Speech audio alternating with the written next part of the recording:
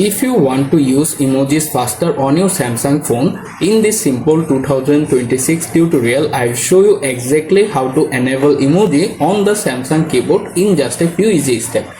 No confusion settings or no unnecessary apps, just a quick beginner friendly guide to help you start expressing yourself instantly with confidence. Let's get started. First thing first, open the settings page on your phone. Once you are in the main settings menu, scroll down to the very bottom, look for the general management option, click to open them. In the page, scroll down again, find the Samsung keyboard settings option, click to open them. Here you can scroll again and see the various options. Look for the style and layout section under the keyboard toolbar option. Right now this option is turned off by default.